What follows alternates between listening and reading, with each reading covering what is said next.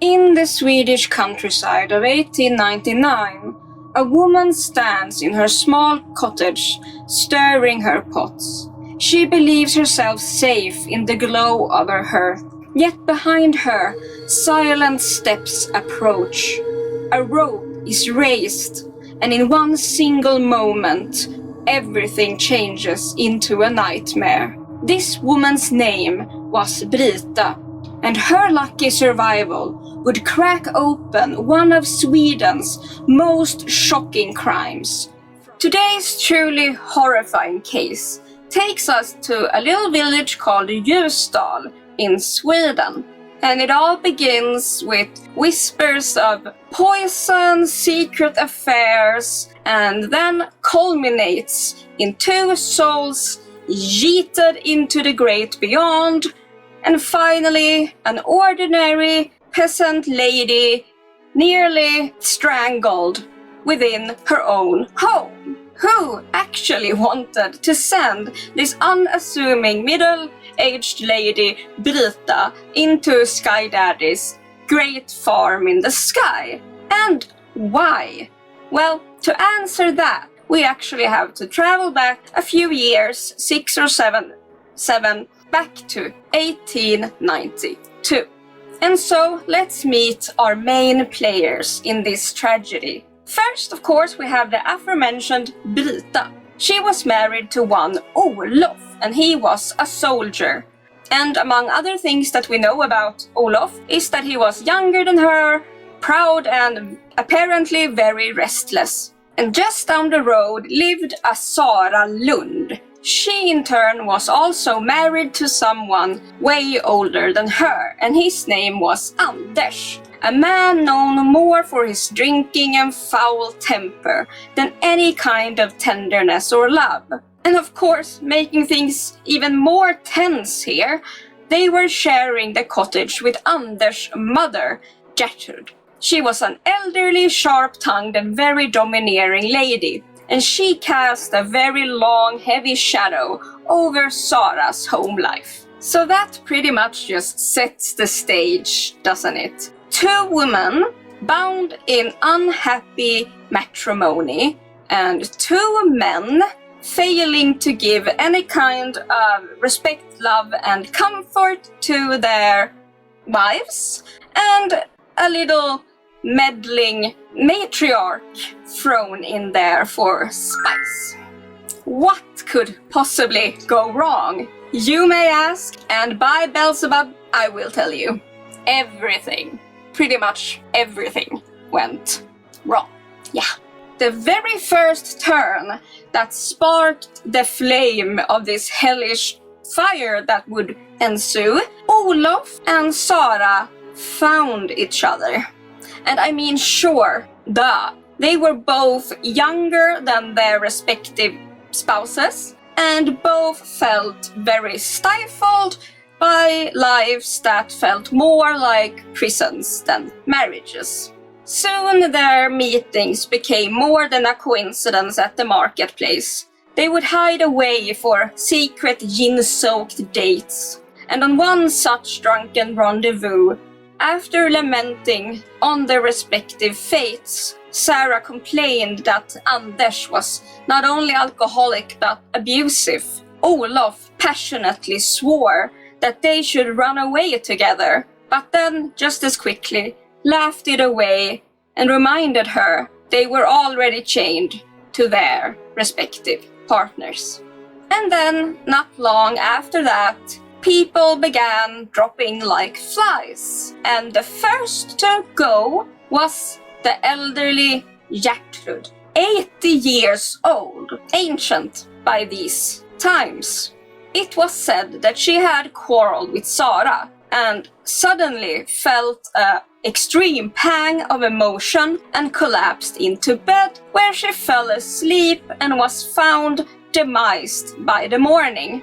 A sad but unremarkable end for such an old woman. No one questioned it, because it seemed entirely natural. But grief turned out to be quite a curious performance. Sarah wept, called upon friends for help, even sought the help of none other than Brita. Yeah, the wife of her lover. Of course, we don't know how much Brita actually knew of their affair, but I guess she would not have known, because she came over and helped Sara in Gertrud's body. It had to be taken care of before burial. During these days, everything was done at home. They had to wash her, dress her, and wrap it in linen. And yeah, Sara did this together with Brita. How about that? 6 years later, tragedy would strike again, and this time it was Sara's husband, Anders. He had died after a sudden violent illness of the stomach, and no one questioned it. I mean, he was a drunk after all, and everyone just assumed that years of neglecting his body was the cause of his demise. And once again, Sara called upon Brita to help with the funeral arrangements. Brita, as usual, dutifully washed and prepared Anders' body, even noticing that he had blood in his mouth and coming a little bit out of his nose. Yet she said nothing and blamed it on just nature being nature. And then finally, we come to that fateful day in 1899. Brita stirring her pot in her cottage, unaware of the danger creeping up behind her. The rope slipped over her neck, hands pulled tight, but Brita was not easily dispatched. She fought, kicked, and tore herself free, and fled screaming into the night air. Alive, terrified, and marked. This was a small little town, and the villagers, rightly now, started asking questions. Who would want to silence Brita, of all people? She didn't seem like she had any enemies, so the important question here was just, why? It didn't seem quite right. And so the rumor mill started turning in this small town. Whispers turned to pointed fingers. They knew that Brita's husband, Olof, had long been linked with Sara Lund. Could the lovers have grown desperate, with Anders already in the grave, and also Gertrud? Was Brita the final obstacle to their happiness? And so, old demises began to stink anew. Was Anders truly dispatched by drink?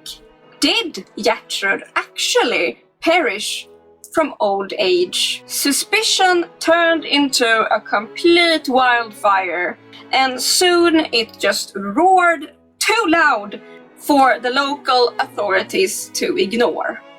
So the police did what they had to do.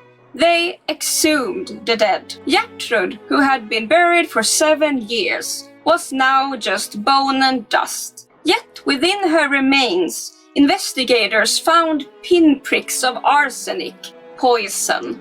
Anders, buried only a year, told an even grimmer tale. Upon opening his poor body, shards of glass glittered in his stomach, his lungs, and in his throat. So many fragments that his windpipe actually resembled sandpaper. And thus it was duly concluded these were no longer accidents. They were life subscription cancellations. All eyes turned to Olof and Sara. One had motive and the other opportunity.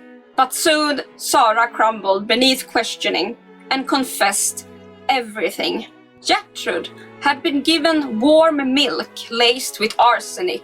Arsenic was easily had at home during this time, as it was used to dispatch rats and mice.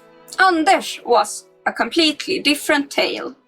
One day, when Sarah had been out, she found some broken glass and came up with the brilliant idea to smash it even further and then mix it into his porridge. And this concoction he would eat for 2 weeks until agony finally consumed him.